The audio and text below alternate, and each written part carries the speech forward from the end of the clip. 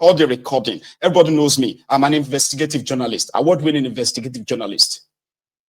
You can see me on CNN. I'm going to go on CNN. I'm going to be featured by, Larry Cooper. I swear, that is the kind of vibe I was feeling when I was listening to her. It's so pedestrian. It is so easy when she said, oh, she sent me this, Ododo, I don't know which Ododo. Have you waited near me, Sisi? Like say, who you the fool, but it's social media. And Facebook, by the way, oh my God. They won't go jail, no be smart, they are spreading it everywhere. Natasha exposed. Man, Professor Gbeke is not giving up. She said she will finish Natasha. She's going to go to United Nations. Who be she? Was just a fool themselves, Sha? So when people now started saying, oh, it was Akpabiole that sent him. It was yeah. Remember that guy who happened to be Akpabiole's media advisor is from Kogi State, like Natasha, of course, on the side of Akpabiole. Guess what? He just went to go and make a video and said, no, everybody that is saying that we are the one who contacted Duru. No, we did not. I just want you to know that we don't even know her. That is when I believe that they managed to get a lunatic on their side. Enough of women supporting women, by the way. Listen to him. My name is Kenny Okulubo. Yesterday, my phone has been inundated with so many calls. And I was wondering how come we were able to figure out my number. And we're calling my number. Of course, I don't pick numbers I actually don't know. But the few I picked drew my attention to the fact that there was a publication on Facebook, which I checked and I saw for myself. And this publication was made by Dr. Sandra Duru. It was as a result of the fact that I had gotten in touch with her over the allegations that she had made against Senator Natasha Akpabiole. And I did that in my capacity as the communication strategist to the Senate President. It is important to state that if I do not get all sources that can boost, especially someone like me who has clearly said that her allegations of sexual harassment were false and baseless, I'll be failing in my job. So I did get in touch with Sandra, and she reluctantly did speak with me, but very few minutes. And eventually, I wanted to be sure of who she was and what her story was, because I was not too comfortable with some of the things I had seen. But by the time I eventually heard the voice recordings that were released by her, it gave me a reason to cringe, because one, that was not only the voice of Natasha Akpabiole. The scenarios were exactly the scenarios that has taken place. There were actually 4 members of the British Parliament that my boss even hosted in his office that were in the gallery,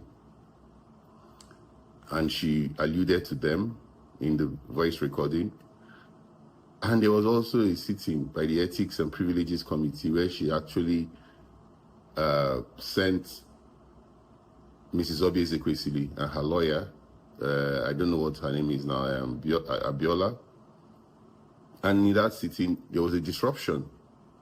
And Dr. Obi Ezekwesili clearly said she was the first person that told the Deputy Chief Whip, Senator Weboye, to shut up. And he lays credence to what was said in that voice recording. And the most important aspect of it was the fact that she talked about some person in New Morin that was murdered. She has said it repeatedly on our Rise Morning Forum, the same allegations.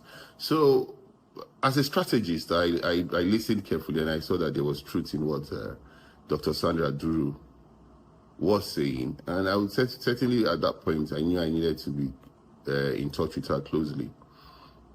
And she clearly saved my number as Senator Akpabiole. Well, I don't know why she did save my number like that. People have their different ways of saving numbers. But it is amazing for anybody to imagine that my principal would be in touch with Sandra Duro. I have been in touch with her, and forensically, my number, just like people were able to figure out, even went to DG's.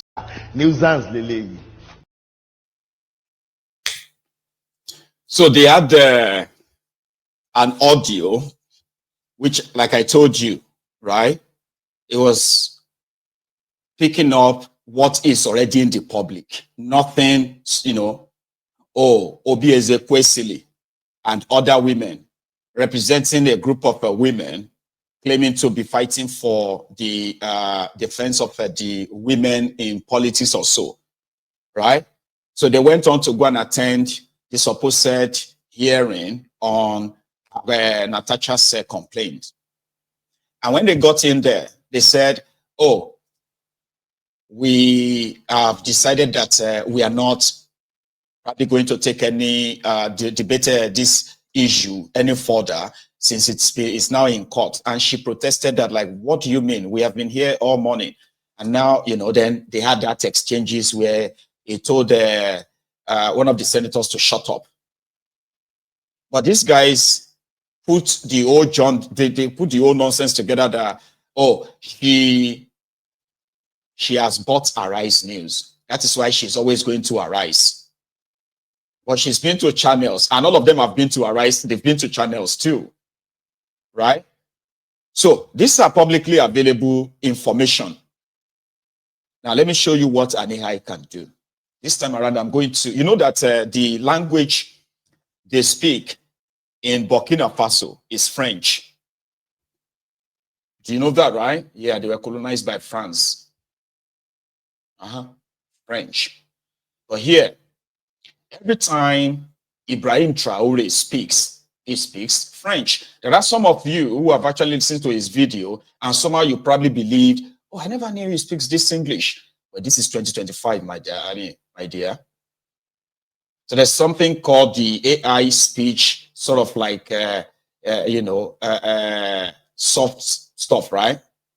Now, this AI speech, I don't know the exact word they use. I use AI speech kind of matching, So that is, you can change any language to any language.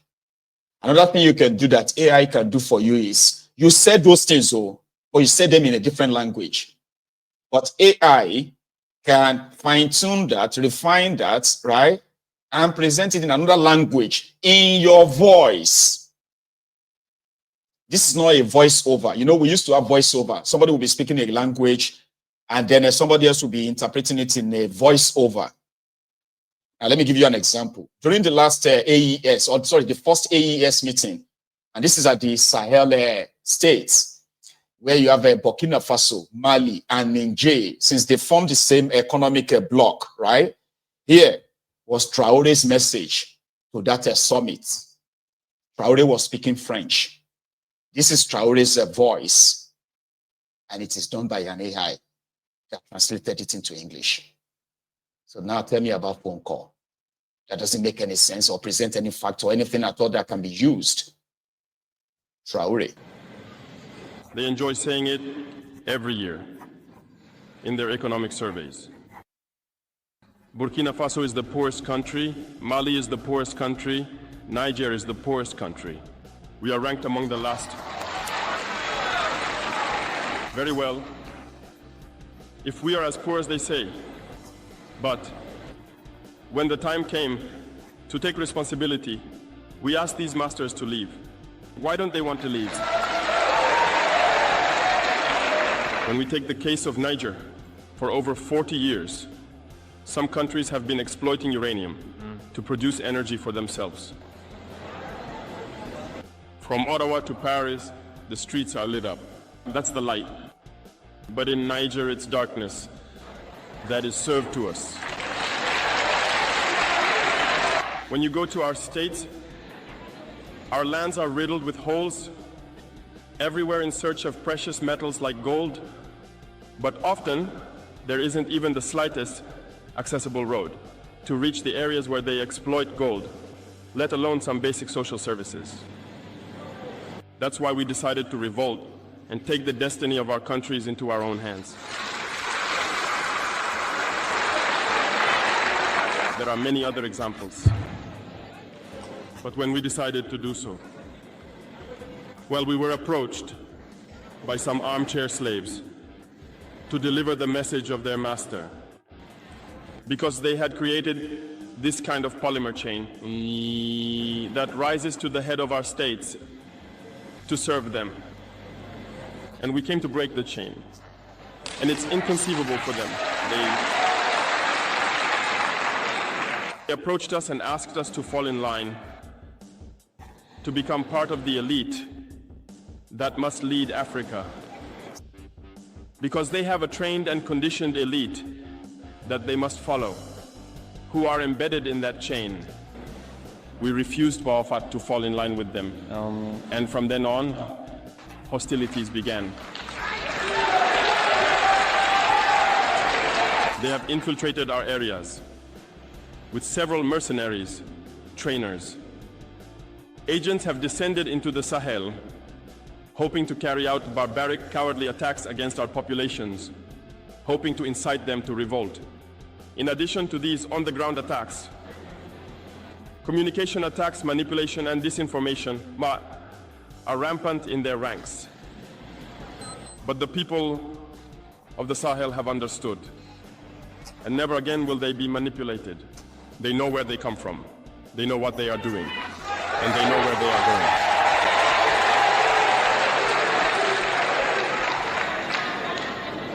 We will no longer allow this. People are awake and fighting today, not for ourselves, but for future generations. And thank you all for the fight that is being waged. This never makes us cry. We will not tremble. We will face it. We will fight for true independence, for our freedom. Because to scare the people of AS, these individuals only have 3 terms in their mouths: democracy, freedom, human rights. Of course, their local lackeys are only elected in a democratic, free, and transparent process, according to them, their values. What could be more normal? That they want to impose this on us, because they are the ones who set the rules. Very well, we have decided to take responsibility for ourselves. That's why on July 26, 2023, when Niger decided to turn the page, the armchair slaves and their masters got on their high horses. We can be like that.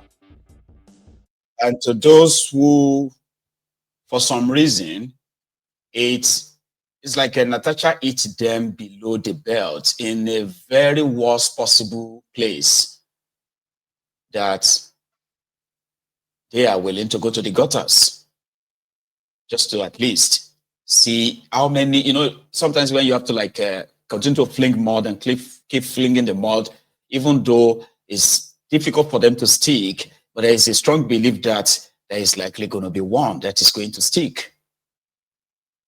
Something that the police should have actually investigated. Then invite all parties. Investigate enough that by now we would have known who sexually harassed who, or if anyone was lying. But here we are. We may never know. In fact, we will never know, as the entire system is kind of like, framed and rigged. Yesterday, Kolu arrived Katsina. Now, before Kolu, in the last, 19, 20 months, hang on, this is me, right? In the last 2 years, the Fulani terrorist, ISWAP terrorist, they have wreaked havoc in Katsina State, just like any other state up north, by the way. And of course, you don't know about it because they don't want you to know about it, except for the places where you can easily pick up this information. Kalu never spoke about it. For those who died, well, so because of this, a lot of people started taking it up to call him out. He was in Katsina State, Bokwari's state, to attend a wedding. The wedding of his supposed political associates. But they had to make it look like he's coming for a state visit to come and commission tractors. Tractors that Katsina government said they bought to start cultivating the land for planting season. So they had to assemble them, put everything together for Kalu to come and cut a tape for farm tractors. Because not everybody is really, like deceived. For these guys. Well, first of all, let me say without any doubt, one of the crucial characteristics of leadership is empathy. And empathy cannot reflect unless it is communicated, and then followed by the action itself of compassion. So I totally agree that there is need for leadership in Nigeria. And let me say this before we proceed, because I don't want to be caught up in the politics of it. Let's speak to the issue of leadership. From time immemorial in Nigeria, let me backtrack to around 2010, at almost the peak of this terrorism and insurgency in Nigeria, Charles. Presidents have lost elections because of lack of proper optics. I remember the Yanya bombing, Boko Haram in Abuja during the time of President Goodluck Jonathan, and the hue and cry of the lack of demonstration of empathy. So let us be clear about this. This is very important. Why is it important? Because during campaign, they use the optics to get the win to election, to convince people that they need to be voted into power, whether it is president or anybody across the strata of leadership. So very important, and I like the point you make, Charles, about the president of India and even in America. Everywhere leadership demonstrate empathy and connect with the people. That has been lacking in Nigeria for about 15 years or more. And what we are saying is we need to see this. You don't need the periodic time of elections to demonstrate the optics. It is part of leadership. Now, pointing to the visit of Mr. President to Katsina, I think the issue with the optics that I have with it is, with profound respect to His Excellency Governor of Katsina, they are going for the wedding of his children. Well, let us not forget that that is one of the hot pot of escalating terrorism in Nigeria. And I think part of the negative optics is the fact that Mr. President did not visit when people in Amusa, Entomaki, and other places are being slaughtered. Albeit now he is coming for a wedding ceremony. Neighboring Zamfara, Sokoto, Kebbi, and Co., and what we have in Borno.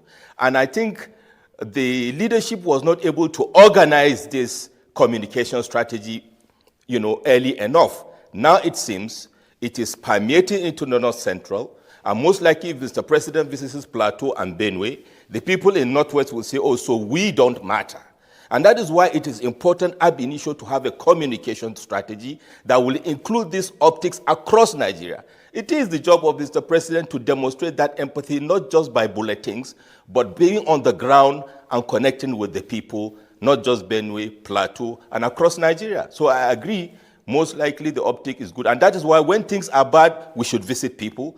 Just like when there is time for merriment, we should visit people. When we visit for merriment in the midst of crisis, it appears we don't care. And of course, that's exactly what Kalu did. He decided to turn it into a visit in the midst of merriment. An occasion where Kalu, in a prepared speech, urged the military to do everything and ensure that they defeat the terrorists, right? He even added that he wants them to reclaim back all the lands that the terrorists have taken, the forest, so that he can start something with the forest. I remember Peter Obi saying that we'll turn Sambisa forest into what do you call them? Farm settlements. Remember? Maybe Kolu want to do that too. His speech. Tell me when you are tired, though. I can take it off your screen.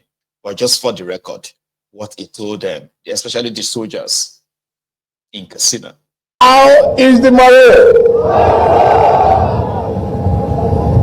Are you good to go? Are you motivated? I stand before you today not just as your